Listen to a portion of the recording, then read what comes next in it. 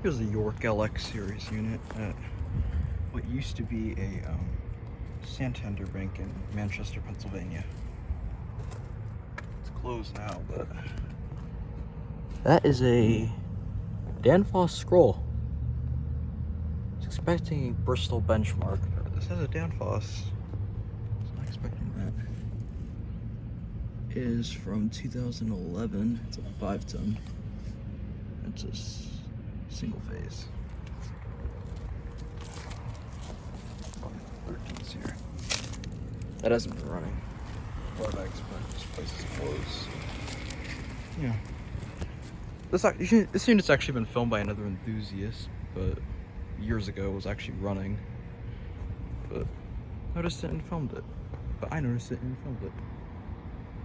Alright, that'll wrap up this video.